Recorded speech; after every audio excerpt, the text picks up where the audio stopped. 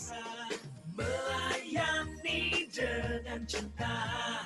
Handal dokternya, canggih alatnya, melayani sepenuh jiwa. Keramahannya begitu istimewa. Klinik Mata KMU hadir berbakti di seluruh negeri. Klinik Mata KMU, solusi tepat kesehatan mata kita.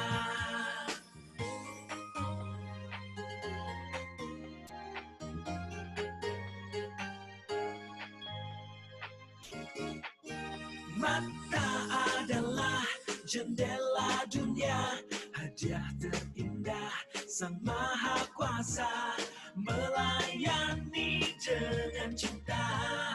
Handal dokternya, canggih alatnya, melayani sepenuh jiwa.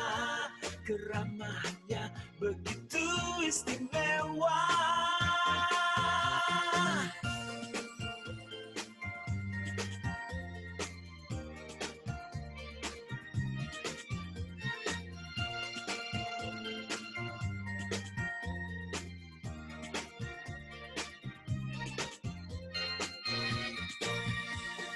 Melayani dengan cinta, handal dokternya, canggih alatnya, melayani sepenuh jiwa. Keramahannya begitu istimewa. Klinik Mata KMU hadir berbakti di seluruh negeri. Klinik Mata KMU, solusi tepat kesehatan mata. Klinik Mata KMU hadir berbakti di seluruh negeri. Klinik Mata KMU, solusi tepat kesehatan mata. Solusi tepat kesehatan mata kita. Klinik Mata KMU. Ya, selamat sore. Kita bertemu lagi dalam KMU Edu Online Course. Untuk kali ini temanya adalah IOL Implantation yang akan dibawakan oleh Dr. Irma Pasaribu. Pada sore hari ini yang bertindak sebagai moderator adalah saya, Dr. Dias Alamsyah Sudiro. Nanti kalau misalkan ada pertanyaan, bisa langsung tulis di chat atau bisa di grup WhatsApp juga. Kemudian nanti akan kita bahas di akhir dari presentasi. Seperti itu. Dr. Irma Pasaribu sudah siap? Sudah, Dok. Oke, silakan Dr. Irma Pasaribu. Waktu dan tempat kami persilakan. Iya.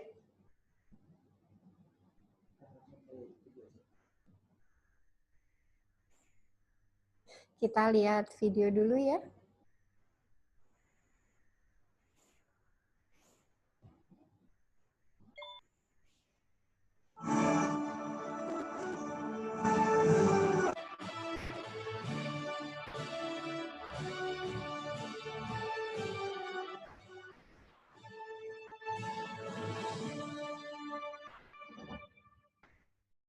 Kita akan mulai IOL implantasi. Jadi ini yang terakhir ya. Jadi di dalam Veko ini yang terakhir. Semua mengira bahwa ini yang terakhir itu pasti aman, belum tentu. Ya, jadi semua step-step dalam Veko itu semua bikin deg-degan, apalagi untuk Veko beginner, ya itu bikin deg-degan banget. Kadang-kadang coach itu langsung setiap satu step mau ke step lain langsung diem gini, ambil nafas dulu, gitu ya. Karena kita tuh sangat takutnya untuk memulai menyelesaikan Veko ini, tapi kita harus sampai tuntas. Nah, kita lihat sekarang video ini, tolong dilihat apa yang kok nggak bisa Om.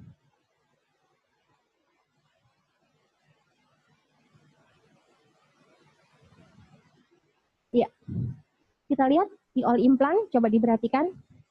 Kira-kira ini udah bener atau ada yang salah? atau ada something di dalam video ini. Kita lihat ya.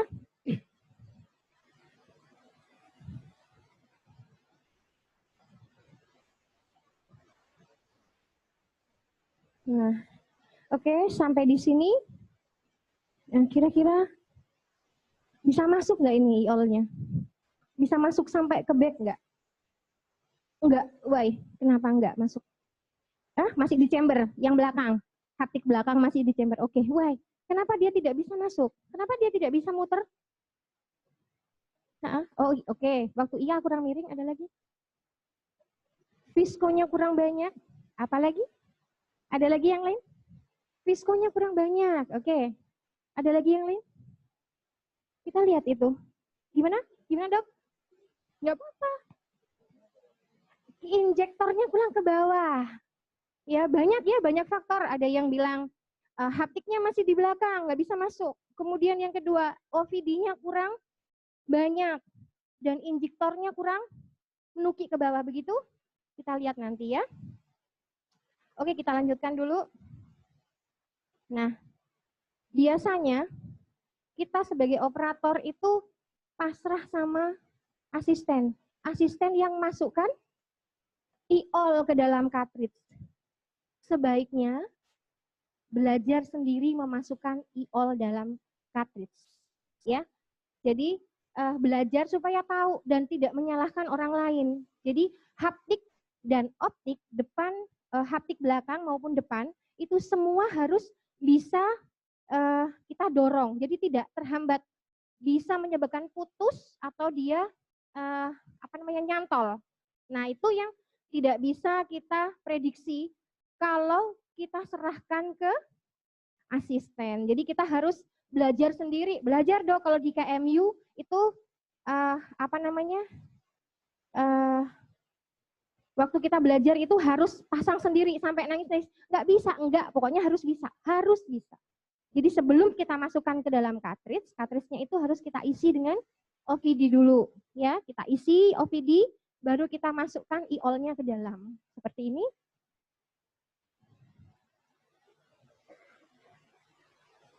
Oke, ini jadi cartridge itu ada bermacam-macam bentuknya. Kalau di Alcon itu ada yang cartridge D dan cartridge C. Jadi itu tergantung diameter dari insisinya. Kalau kita mau yang D itu berarti 2,2. Kalau yang C 2,75. Jadi tergantung kita mau pakai yang mana. Kalau kita mau pakai insisi awal kita 2,2, terus kita mau masukkan cartridge D, kira-kira cukup nggak? Nggak cukup. Jadi pasti kita akan lebarkan. Jadi kalau kebalikan sih boleh, nggak masalah.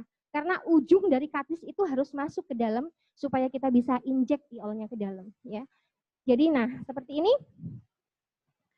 Ini ada lekukan di sini, ya. Di sini, ini dan sini, ini harus tertanam di dalam semua, Dok. Ini IOL-nya, optiknya maaf, ini haptik anterior dan posterior, ini harus terbenam semua ke dalam. Jadi kayak ada selokan begitu, kita lihat. Nah, dimasukkan ke dalam. Nah, ya.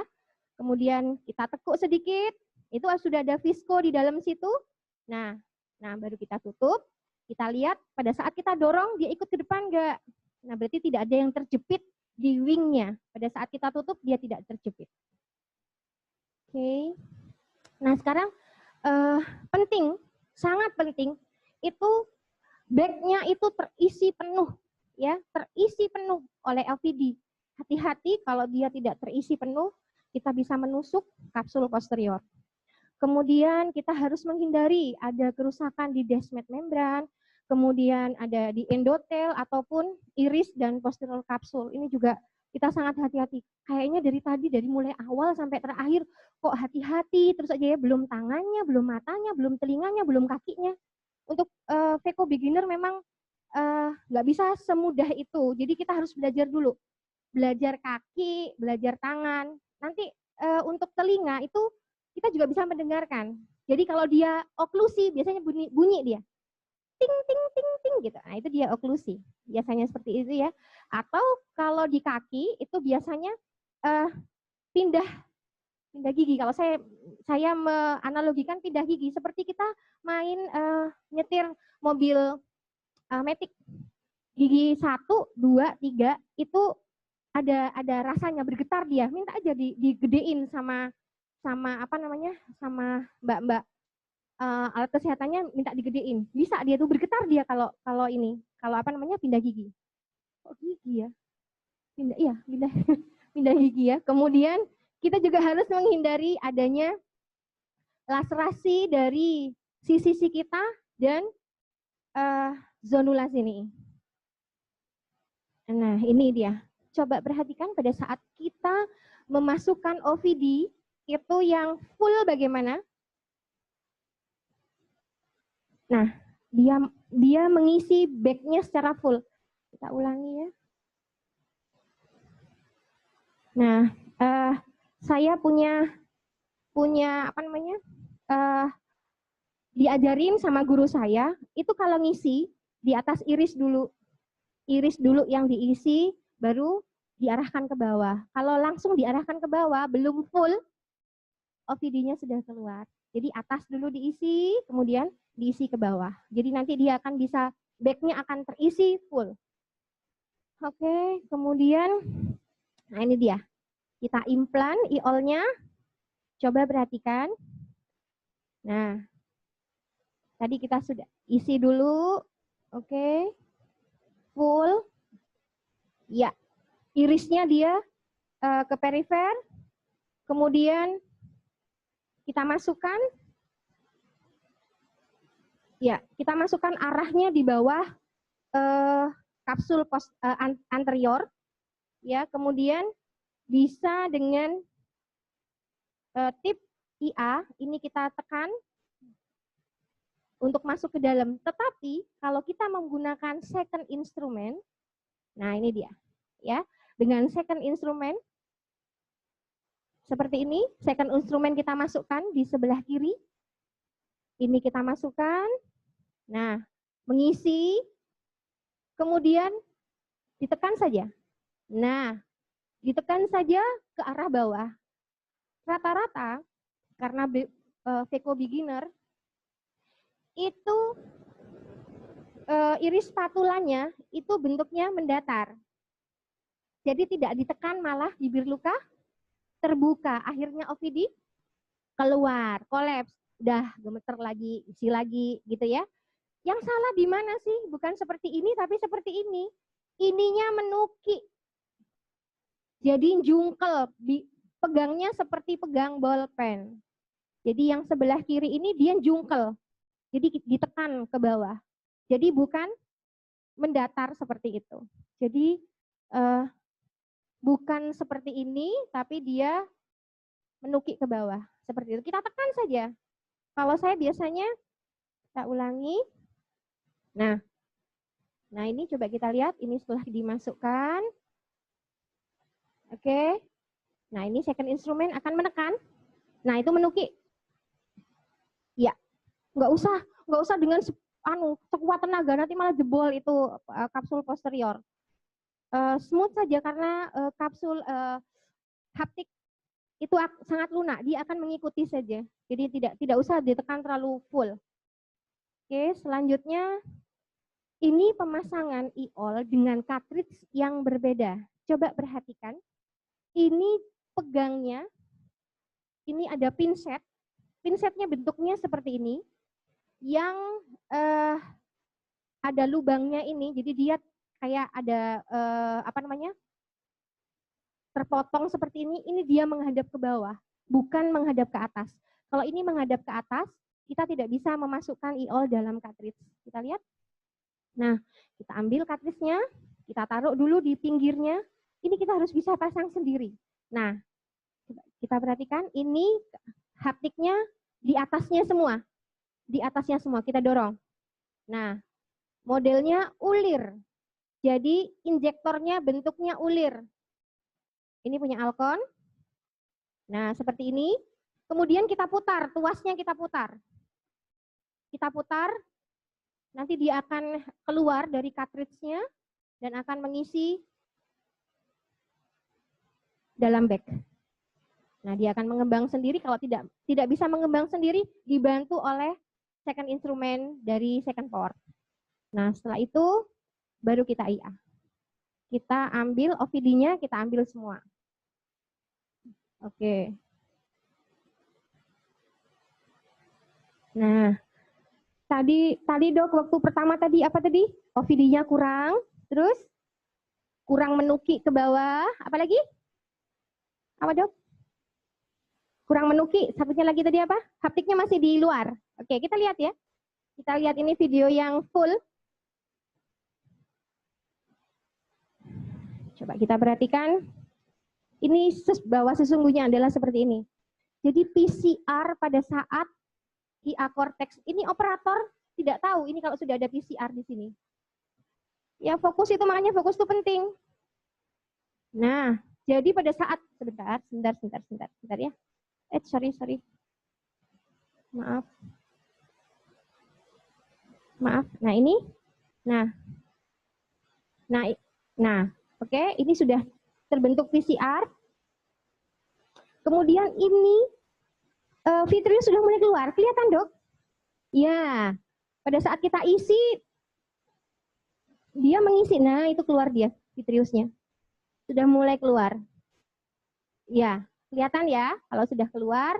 Kemudian setelah itu operator tetap berusaha untuk memasukkan e-all. Coba kita perhatikan apa yang terjadi. Nah, ini tadi yang dilihat ya. Nah, ini diinjek.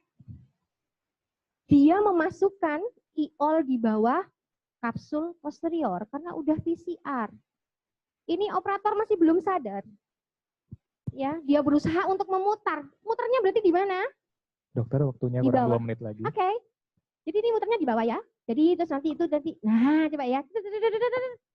Oke. Nah, dia semakin terdorong ke Vitreous, semakin hilang dia nanti. Ini ada rescue yang menyelamatkan, tetapi tidak bisa juga. Dia sudah kadung terdorong ke sana. Nah, sudah. Goodbye habis ini. Ini kalau yang kayak gini jangan disalahkan pasiennya. Pasiennya ini diem aja kok ini. Nah, ini dicoba. Nah, rescue, SOS, tidak berhasil diangkat. Dan dia semakin terdorong ke bawah. Wassalamualaikum warahmatullahi wabarakatuh. Ya, udah kalau gini lemes rasanya. Kalau sudah operasi seperti ini. Nah, sekarang take home message-nya ya. Jadi, sebelum kita memasukkan e-all, ya, yang pertama kali identifikasi dulu apakah kapsul posteriornya aman. Aman dulu kapsulnya baru kita bisa masukkan ya. Kemudian fokus di kapsuler back. Isi OVD-nya full. Dan pada saat kita menginsersi e-all di cartridge itu dengan benar. Jadi pada saat kita injek, itu e-all-nya juga ikut terdorong. Tidak ada sama sekali e-all yang terjepit dalam cartridge. Kemudian masukkan e-all-nya ke dalam bag secara hati-hati dan benar. Ya, itu take home message-nya. Mudah-mudahan tidak membuat teman sejawat sekalian takut untuk memulai VECO. Ayo, mulai VECO. Setelah ini kita harus mulai VECO. Terima kasih. Assalamualaikum warahmatullahi wabarakatuh.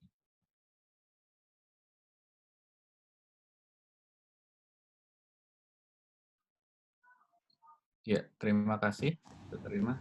Silakan kalau ada pertanyaan boleh ditulis di chat atau di grup. Sementara belum ada pertanyaan, Dr. Irma, saya buka pertanyaan dulu ya. Okay. Kalau misal gini Dok, kalau misalkan ternyata pada saat kan itu kan operator kan nggak tahu ya itu apa PCR enggak. Nah, terus sudah terlanjur masuk tuh Dok. Nah, kalau misalkan memang PCR-nya kalau besar mungkin ya oke lah kita bisa mungkin dibiarkan tanpa lensa dulu kemudian kita planning secondary implant atau gimana. Kalau misalkan PCR-nya itu kecil Dok, memungkinkan nggak Dok dipasang untuk IOL-nya? Dan kalau misalkan ini dipasang mungkin pilihannya seperti apa? Bisa Dokter Dias ya. Jadi kalau misalnya PCR-nya kecil dan itu tidak apa namanya, tidak mengkhawatirkan untuk IOL masuk sampai ke dalam. Biasanya kita pasang in the back, in the sulcus. Kita pasang in the sulcus dan pilihannya dengan PMMA. Jadi kalau misalnya kita lagi operasi seperti itu, seharusnya juga disediakan apa namanya, IOL bukan dari bahan yang apa namanya, foldable, tapi juga dari bahan PMMA. Jadi kita istilahnya kita bikin serep lah gitu, cadangan. Kita khawatir kalau misalnya dia terjadi seperti ini, kita masih tetap bisa masang in the sulcus. Seperti itu, Dokter Dias. Ya, makasih dokter. Ini udah mulai ada pertanyaan dari Dokter Nurdin.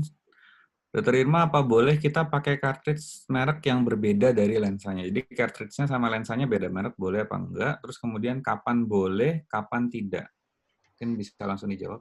Oke, nggak masalah sebetulnya kalau beda antara IOL dengan cartridge-nya. Misalnya, maksudnya gini, IOL-nya itu mereknya beda sama cartridge-nya, nggak masalah kalau menurut saya. Bisa kita pasang seperti itu. Kecuali kalau yang merek-merek yang premium ya, itu nggak bisa. Memang dia punya bawaan sendiri. Tapi kalau misalnya dia cartridge-nya sama, juga insisinya juga apa namanya, sama seperti itu, kita pakai 275, kita juga pakai cartridge merek lain tapi sama diameternya juga, untuk insisinya juga 275, ataupun kita pakai yang 2,2, silakan, nggak masalah, bisa aja kita pakai seperti itu. Karena kadang-kadang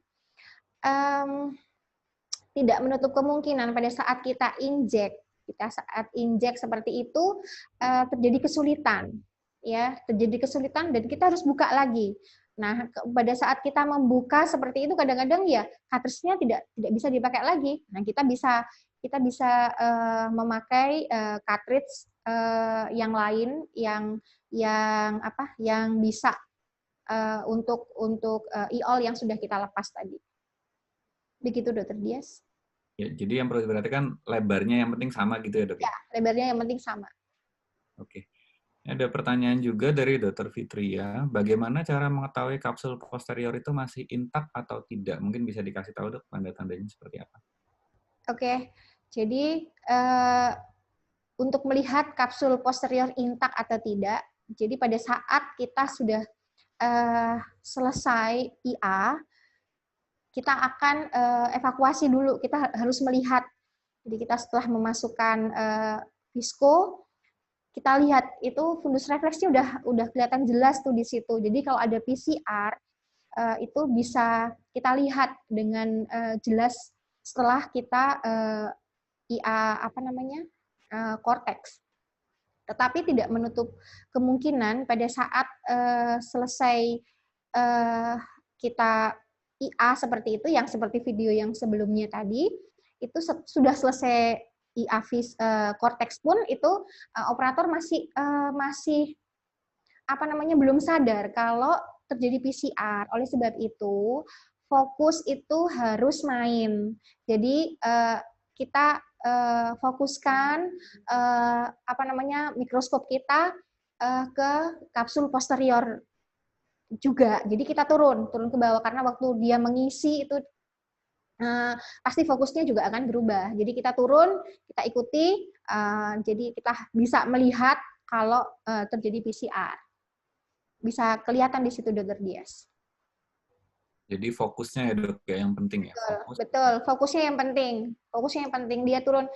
Sebelumnya kan sudah ini ya, Dr. Fitri, materi Dr. Fitri sudah disampaikan, itu bagaimana kita memfokuskan mikroskop. Nah, itu sangat penting banget, tapi cuman gini masalahnya, kalau untuk Veko beginner itu bingung yang saya bilang tadi itu, mana tangan, mana kaki, mana telinga, mana mata gitu kan, bingung. Nggak apa-apa, untuk beginner tuh perlu jam terbang. Jadi pelan-pelan, nanti lama-lama pasti bisa. Jadi jam terbangnya harus ditambahin lagi. Fokus, yang penting fokus terus aja. Ya, terima kasih Dr. Irma. Ini pertanyaan selanjutnya dari Dr. Wawang. Bisakah pada keadaan vitreous prolaps, jadi udah keadaan prolaps vitreous, IOL yang foldable, Dok, dipasang in the sulcus? Kalau sudah vitreous prolaps bisa atau enggak, Dok? Bisa tolong dijawab. Itu tadi yang saya bilang, kalau misalnya tergantung letak PCR juga ya, PCR-nya di sebelah mana. Kita khawatir kalau foldable itu dia bisa, meskipun kita pasang in the sulcus, itu bisa juga dia masuk ke dalam seperti itu. Jadi kita tentukan dulu PCR-nya di sebelah mana. PCR-nya di sebelah mana, gedenya seberapa, seperti itu. Kira-kira kalau kita pasang in the sulcus dengan lensa foldable, apa ya bahasa Jawanya tuh merusut, apa namanya, bisa kelolosan nggak masuk ke dalam vitreous seperti itu. Kalau misalnya ragu-ragu, ya mending nggak usah, langsung aja pakai PMMA. Jadi mau dilihat ya diameter dari besar dari PCR-nya seberapa, kemudian apa namanya tadi letaknya di sebelah mana, seperti itu juga menentukan. Mungkin kalau ada Dokter Fitri bisa membantu.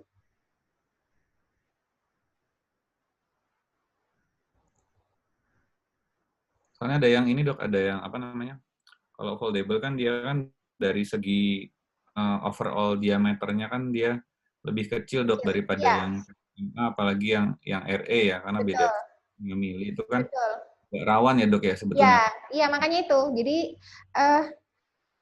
selevel apa namanya selevel expert pun itu kalau lagi operasi dia pasti nyiapin lensa yang PMMA. Jadi meskipun dia udah expert tidak menutup kemungkinan bisa terjadi komplikasi. Jadi daripada apa namanya kita nggak bisa tidur, lebih baik kita siapkan aja, jaga-jaga ya istilahnya ya, kita nggak apa namanya nggak kepingin ada PCR. Tapi kalau misalnya ada terjadi PCR, kita masih bisa masang lensa, tetapi dengan jenis yang kita pilih yang PMMA. Seperti itu, Dokter Dias. Ya, terima kasih, Dokter Irma. Ini ada pertanyaan lagi, Dokter Nurdin. Kalau misalkan haptiknya ini patah, Dok, karena terjepit cartridge. Jadi sudah patah, terjepit cartridge, tapi udah tahu nih di dalam nih. Terus gimana, Dok? Yang bisa dilakukan gimana? Apa dikeluarin lagi, apa gimana gitu, Dok? Tidak. Jadi kalau misalnya haptiknya itu patah separuh ya, kecuali kalau patah semua loh ya, patah depan belakang gitu patah semua aja nggak usah dipasang. Tapi kalau misalnya cuma patah waktu kita masukkan haptik terakhir dia patah seperti itu, nggak apa-apa dipasang terus saja, tetapi diputer. Jadi posisinya yang masih ada haptiknya itu di atas. Jadi apa namanya di superior. Jadi dia letaknya haptiknya itu di superior. Jadi superior dari mata berarti tergantung ya. Kalau kita operasi mata kanan atau mata kiri, pokoknya dia di superior dari mata kita. Jadi yang tidak ada haptiknya itu terletak di bawah seperti itu. Kalau terbalik kadang-kadang kan karena gravitasi akhirnya dia melorot nanti desentrasi iol. Jadi akhirnya apa namanya visusnya tidak sesuai yang kita harapkan. Jadi haptik yang broke tadi itu, yang patah tadi itu di bawah, Dokter Dias. Jadi di inferior. Begitu mungkin, Dokter Dias. Ya, ini masih belum ada pertanyaan lagi, Dok. Misalkan gini, Dok, saya ada pertanyaan nih. Kalau IOL-nya itu yang dipasang itu apa? Kalau yang ini loh, Dok, yang modelnya yang hidrofilik ya, yang Alcon itu, dia tuh agak sulit ngembang, Dok, setelah di dalam. Jadi dia nggak sefleksibel yang apa ya, yang dia Dipikirin gitu. ya, Yang dilihat ya. ya, jadi waktu dia masuk agak kurang, jadi agak sulit ngembang itu loh. Oke. Kayak mengeret gitu ya, nggak mau apa Iya. haptiknya nggak mau ngembang sendiri gitu Ya, maksudnya ya. Oke, bisa dibantu yang seperti di video saya tadi, Dokter Dias. Kalau misalnya terjadi seperti itu, bisa dibantu dengan apa namanya second instrument. Jadi apa namanya second instrumennya yang sebelah kiri, tangan kita sebelah kiri itu membantu untuk membuka. Biasanya dia akan terbuka, nggak usah manipulasi terlalu banyak. Jadi hanya sekedar untuk apa namanya menggerakkan saja haptiknya, dia akan langsung membuka sendiri seperti itu. Kalau untuk Alcon ya, lensa premium yang Alcon itu agak ini ya, agak apa namanya? Kalau menurut saya sih agak keras. Kalau menurut saya agak keras dibandingkan dengan lensa-lensa yang bukan premium pada saat kita injekkan IOL. Cuman menurut pengalaman expert, justru itu yang lebih soft seperti itu. Makanya jam terbang harus tinggi. Itu keras banget ya. Jadi karena dia pakai ulir, jadi kita puter seperti itu juga kita harus berhati-hati. Tangan kita pada saat kita masukkan juga harus difiksasi. Jadi nggak melayang. Itu kalau melayang tuh nggak ada fiksasi, nanti akhirnya tremor dan bisa menusuk ke dalam. Tidak menutup kemungkinan meskipun ini yang terakhir, step yang terakhir, bisa terjadi komplikasi yang saya sebutkan tadi. Banyak sekali komplikasi yang bisa terjadi di step-step terakhir seperti itu. Jadi kalau menurut saya setiap katarak, setiap orang, setiap katarak dan setiap step itu berbeda-beda ya setiap orang. Jadi setiap saat kita harus tetap belajar memanage pasien satu dengan pasien lain, karena belum tentu sama. Pengalaman kita dengan pasien A belum tentu bisa kita pakai di B, demikian juga seterusnya.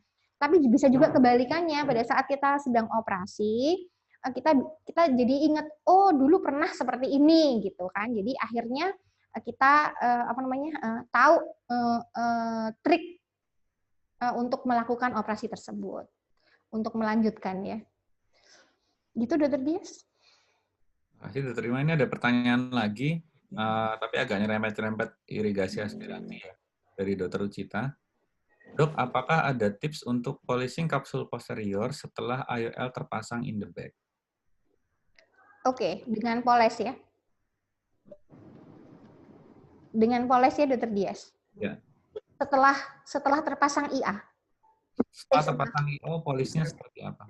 Oke, jadi tetap tip IA itu kita letakkan di bawah IOL, jadi tetap di situ. Settingannya tetap polish, jadi bukan visco ataupun IA cortex. Jadi tetap harus di bawah IOL. Jadi nggak bisa kalau di atas kan dia nggak bisa narik seperti itu. Tetap settingannya juga seperti poles, cuman harus hati-hati ya kalau untuk poles itu harus pelan-pelan, nggak usah buru-buru, karena kadang-kadang sisa korteks yang nempel di kapsul posterior itu kadang-kadang ada yang bisa diambil, ada yang nggak bisa, seperti itu. Pelan-pelan saja. Gimana, Dr. Dias? Harus pelan-pelan ya berarti ya? Iya, harus pelan-pelan gitu. Nggak usah keburu-buru.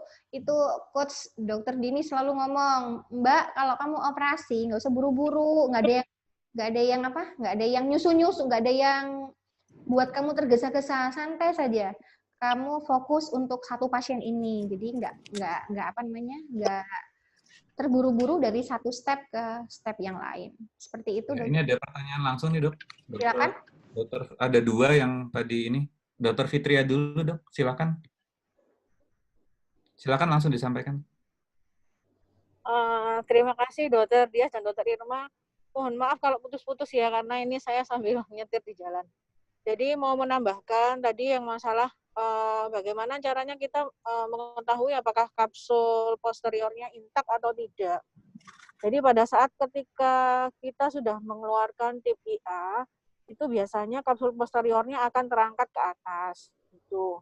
Nah, pada saat kita memasukkan OVD untuk mengisi capsular bag, fokus di kapsul posterior. Kemudian kita lihat apakah kapsul posteriornya ikut terdorong atau tidak. Kalau kapsul posteriornya ikut terdorong, itu menandakan bahwa kapsul posteriornya intak. Tetapi kalau kita isi, dia tidak membentuk bagnya, kita harus curiga. Jangan-jangan itu PCR. Gitu. Nah, kita harus evaluasi lagi. Mungkin kalau zoomnya kurang besar, kita besarkan lagi.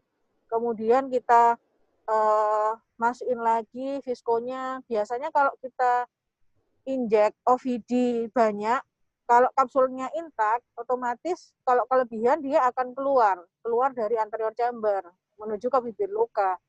Tetapi kalau ada PCR, semakin kita isi OVD ini nggak keluar ke bibir luka. Nah, itu kita juga harus hati-hati, jangan-jangan OVD-nya masuk ke vitreous. Tuh, mungkin itu. Kemudian yang mengenai bagaimana pemilihan kalau terjadi PCR, IOL yang dipakai memang sebaiknya jangan yang foldable. Boleh foldable tapi yang 3 piece. Tidak disarankan untuk yang foldable single piece. Karena dalam beberapa tahun berikutnya, vitreous sudah mulai sineresis dan lain-lain, kapsul IOL ini bisa jatuh ke posterior chamber. Jadi bisa terjadi drop IOL. Jadi memang sebaiknya jangan sekali-kali memasang IOL foldable single piece jika terjadi kasus PCR. Itu, kedua itu. Kemudian yang mengenai tentang bagaimana jika haptiknya itu patah. Nah, kita lihat dulu, haptik yang patah itu seberapa banyak. Kalau sedikit saja, kira-kira IOL ini stabil, dan sisi kita ini cukup ideal, tidak terlalu lebar, mungkin kita masih tetap bisa pasang pakai IOL yang sama. Tetapi kalau ruptur haptiknya ini terlalu panjang, terlalu besar, sebaiknya tidak disarankan, mungkin di-explant gitu. Explant bisa dengan melebarkan insisi atau kita bisa potong IOL-nya itu di dalam anterior chamber, tapi memang susah sih. Kalau untuk beginner sebaiknya ya dikeluarin aja, enggak apa-apa. Nanti kita pasang lagi. Kita boleh pasang foldable lagi karena kan capsular bag-nya masih bagus. Cuman mungkin nanti ada tambahan jahitan. Gitu. Mungkin itu Dr. Dias dan Dr. Irma, sedikit tambahan dari saya. Terima kasih Dr. Fitri. Terima kasih Dr. Fitri, wah sambil nyetir Dr. Fitri ini ngikutin. Hebat. Hebat, Wonder Woman. Nah, tadi ada lagi yang pertanyaan dari Dr. Sri Wahyuti. Boleh dok langsung disampaikan? Mohon maaf, pertanyaannya apa ya? Saya lupa. Ya, dari Dr. Belum. Tadi Sri Wahyuti mau. Oh, ya maaf. Iya. Oke. Silakan Dok. Ya, silakan Dok. Ya Dok, silakan. Sudah ini sudah. Suaranya sudah.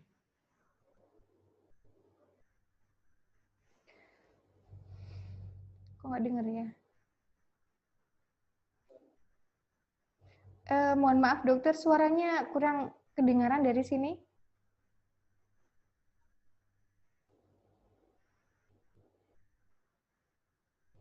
Silakan dokter, disampaikan langsung. Oke, nanti kalau ini langsung tunjuk tangan lagi ya dok ya. Kita lanjut. Ini belum ada pertanyaan baru dok. Saya mau tanya lagi dok sedikit dok. Kalau misalkan kalau misalkan dia insisinya kan ada nih dok kejadian, insisinya nih dia nggak sesuai dok sama ukuran kartridge yang digunakan dok. Nah, misalkan insisinya kita pakai yang 2,2, terus ternyata kartridge kita punya 2,75. Nah, ini kan ngelebarinya gimana ya dok ya? Caranya supaya biar lukanya itu juga tetap nggak terlalu besar, terus kemudian juga kita masih mudah untuk memasangnya seperti itu. Dan dibolehkan nggak sih dok sebetulnya? Ya, terima kasih Dr. Dias.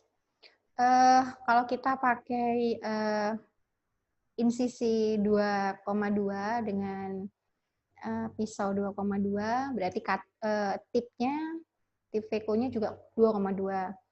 Nah, IOL yang ada cartridge-nya itu 275 biasanya. Jadi gimana caranya supaya bisa masuk? Padahal kan lubangnya lebih kecil dibandingkan dengan insisinya lebih kecil dibandingkan dengan cartridge-nya.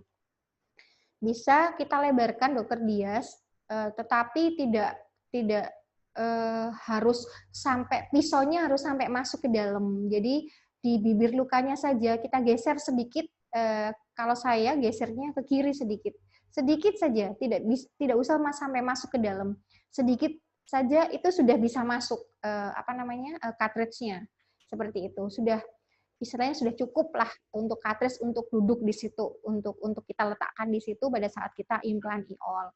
Dan itu tidak harus kita jahit karena kan tetap 2,75, jadi nggak lebar-lebar banget di atas 275. Jadi 2,2 nanti bisa jadi 2,5 atau bisa jadi 2,75 seperti itu. Dengan sedikit saja kita geser ke kiri dari bibir luka itu nggak usah sampai masuk ke dalam pisaunya tidak usah masuk sampai ke dalam. Begitu Dr. Dias. Ya, terima kasih. Dr. Sri Wahyuti mungkin masih ada pertanyaan yang tadi.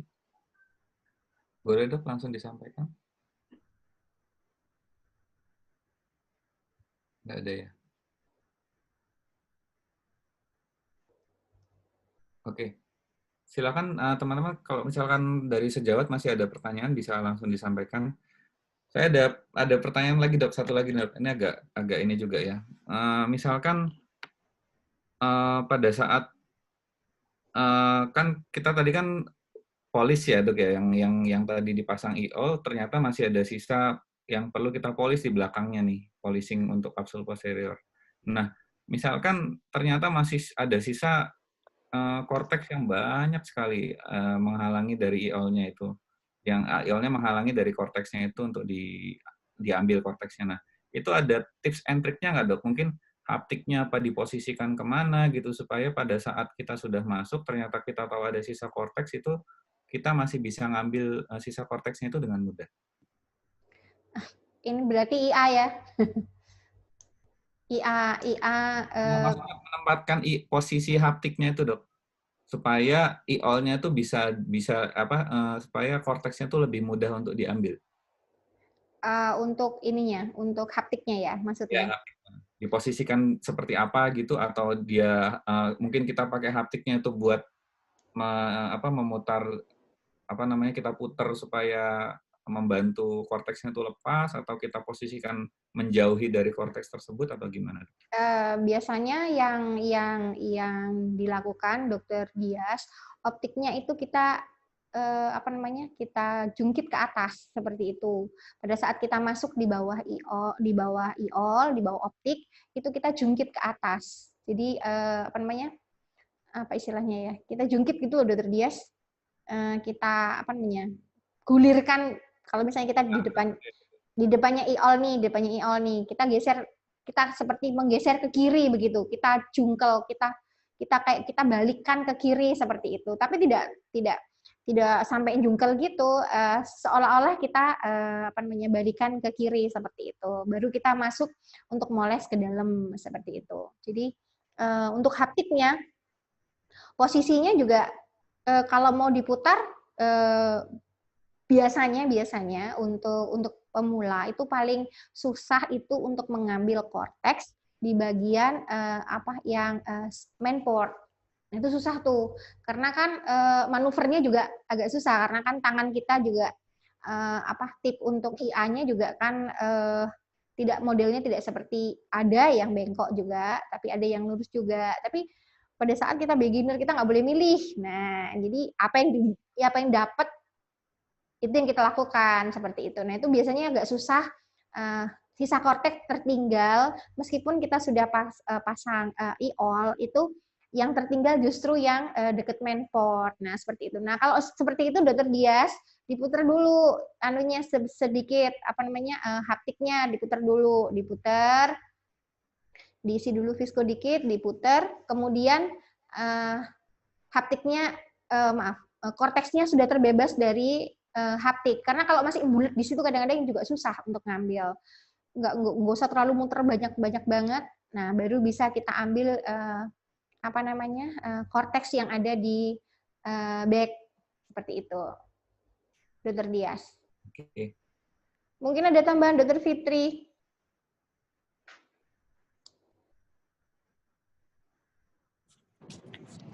Ya, mungkin saya nambahkan sedikit ya. Jadi pertanyaan Dr. Dias tadi, kalau ada kortek yang masih tertinggal setelah pemasangan IOL, jadi salah satu cara untuk mengeluarkan kortek adalah dengan memutar-mutar dari IOL-nya situ. Dengan harapan haptiknya ini bisa menarik korteknya agak ke tengah sehingga kita bisa mengambil korteknya tersebut. Kemudian pada saat mengambil kortek dia nggak bisa keluar sendiri nih, masih tetap ada di kapsular bag, arah dari haptiknya itu jangan disejajarkan dengan, jangan di depan jangan di depan dari infisi itu. Jadi diputar sehingga tip IA ini nanti bisa masuk lewat bawah dari optik yang bebas haptiknya gitu. Jadi jangan pada saat misalnya insisi di temporal ya, haptiknya ini posisinya jangan asal temporal tapi superior inferior gitu. Jadi biar tidak terhambat sama haptiknya pada saat ingin mengeluarkan dari korteknya. Kemudian untuk settingan mesinnya, kalau kita takut, kita bisa pakai settingan poles dulu. Itu settingan polis itu saya biasanya vakum sekitar 20-an, aspiration flow rate-nya sekitar 10. Itu. Jadi kita arahkan kalau korteknya misalnya di subinsisi, kita arahkan mulut dari IA kortek ini, ya tip IA-nya ini ke arah materi di mana tempat kita akan mengambil. Tetapi tetap kita harus melihat lubangnya itu dengan afu gitu. Jadi jangan blind, jangan menghadap ke bawah karena kita tidak bisa melihat nanti kalau ada apa-apa ke ambil kapsul posteriornya bisa terjadi PCR. Jadi kita tetap harus bisa melihat dari lubang tip IA-nya itu. Kemudian setelah kena kita bisa arahkan tip IA-nya menghadap ke atas, ke superior, kemudian settingan bisa diganti kembali ke kortek. Atau kalau kurang kuat, kita bisa ganti dengan settingan visco, jadi IA visco, agar dia bisa lebih kuat karena vakumnya dan flow rate-nya lebih tinggi, sehingga korteknya bisa lebih mudah ketarik. Gitu. Kemudian untuk cara polesnya tadi menyambung dari pertanyaan Dr. Rucita, untuk posisi haptik itu sama dengan pada saat kita mau mengambil kortek itu, tetapi caranya gimana kita bisa masuk ke bawah dari IOL-nya. Jadi IOL-nya agak didorong ke depan, kemudian dijungkit. Jadi memang posisi tip IA-nya nanti bisa hampir tegak lurus, karena kita harus ngambil di bawah IOL-nya. Kemudian pada saat poles, itu lubang aspirasi tetap harus menghadap ke atas. Biasanya hanya digeser-geser saja, kadang-kadang saya tidak perlu nginjak pedal, saya goser-goser aja di kapsul posteriornya itu, sisa-sisa kortek yang masih ada di kapsul posterior itu bisa lepas sendirinya. Tetapi kalau tidak bisa, kita bisa injak pedal kita dengan settingan poles yang seperti saya katakan tadi. Mungkin itu tambahannya Dr. Irma dan Dr. Dias. Iya, terima kasih Dr. Fitri. Fitri ya. Ini udah nggak ada pertanyaan lagi dok sepertinya. Terima kasih Dr. Irma, Dr. Fitria juga sebagai panelis, terima kasih. Kita akan jumpa lagi untuk KMU Edu Online Course selanjutnya untuk nanti sore dengan judul insisi ya, One Arsitektur. Kalau yang mau join lagi boleh nanti ikut di share di grupnya dan di share linknya. Sekian, terima kasih atas perhatiannya, Dr. Irma. Terima kasih banyak. Assalamualaikum warahmatullahi wabarakatuh. Waalaikumsalam warahmatullahi wabarakatuh.